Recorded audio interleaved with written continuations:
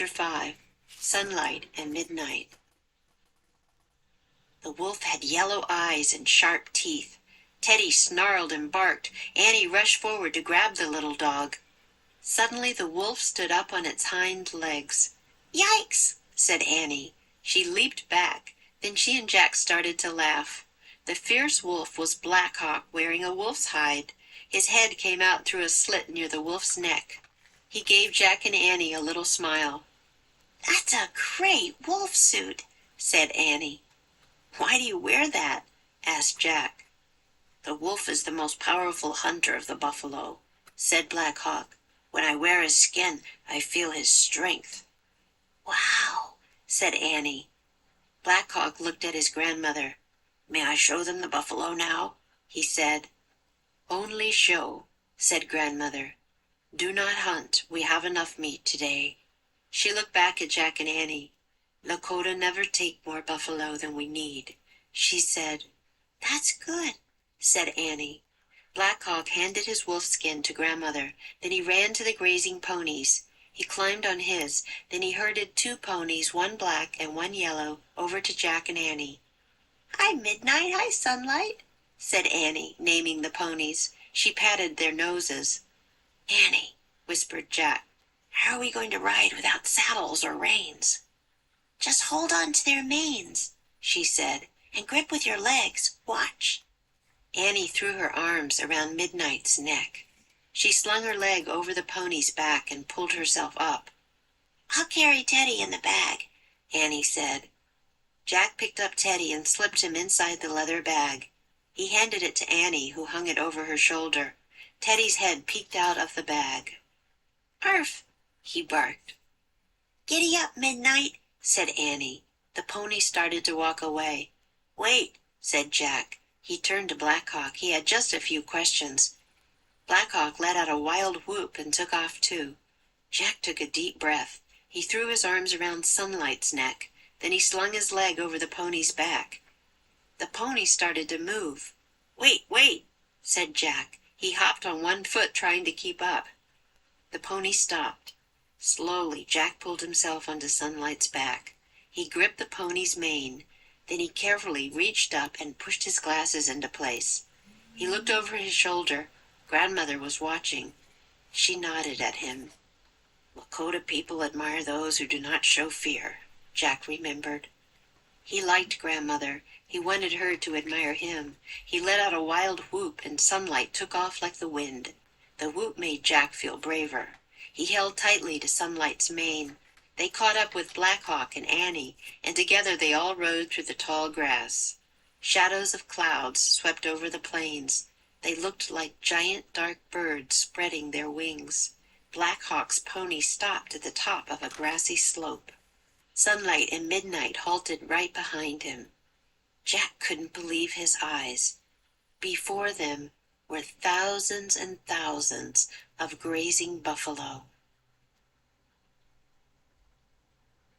Chapter 6. Stampede. "Wow," whispered Jack and Annie together. Black Hawk looked silently at the grazing buffalo. "Hand me the research book," said Jack.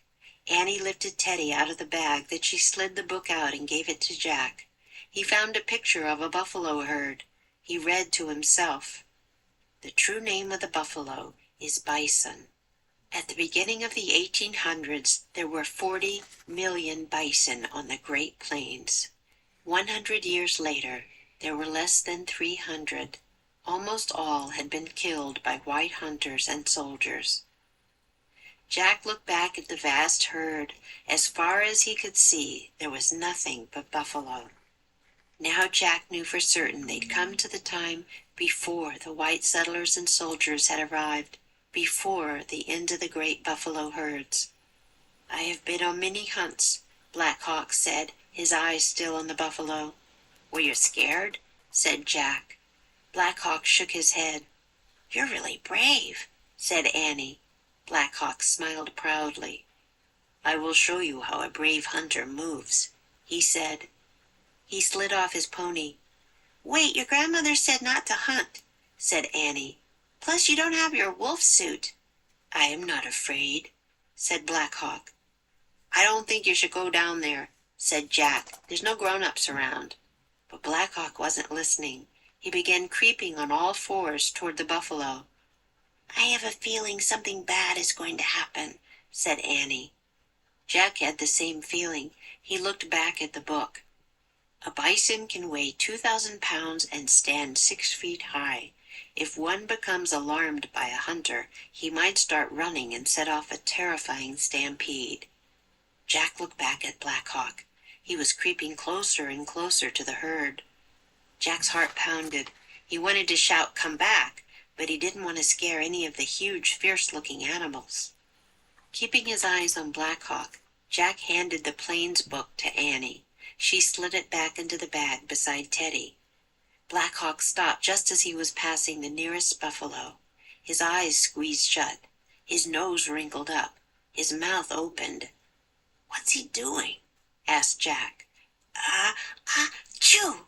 Black Hawk sneezed. "Uh-oh," said Annie. The huge buffalo jerked its head up. It made a low, moaning sound. Then it pointed its horns and charged. "Watch out!" cried Jack. Black Hawk threw himself out of the way of the charging buffalo. A ripple went through the herd as other shaggy animals looked up. Suddenly Teddy jumped out of Annie's arms. He landed in the tall grass and ran toward the buffalo. "Teddy!" shouted Annie. The dog tore down the hill. He bounded along the edge of the herd, barking furiously. "Teddy, come back!" cried Annie. She slid off her pony and ran after Teddy. Jack tried to see Black Hawk. The boy was still dodging the running buffalo. He looked tired. Jack took a deep breath. "Go to Black Hawk," he said, nudging Sunlight with his knees. The golden pony charged down the slope. He ran between the buffalo. "Black Hawk!" Jack shouted. Black Hawk started running toward Sunlight. The buffalo swerved behind him. Sunlight slowed as Black Hawk got near. The boy threw himself over the golden pony's back. He held onto Jack as Sunlight veered away from the buffalo and ran back up the slope. "Where's Annie?" Jack cried as they reached the top. "There," said Black Hawk, pointing. Annie was surrounded by buffalo.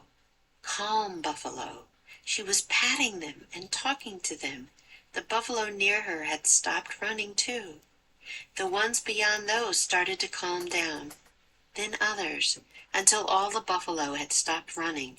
They began grazing again, as if nothing had happened. ㅅ매직트리하우스 Book 18 Buffalo Before Breakfast Chapter 56. Chapter 5 Sunlight and Midnight.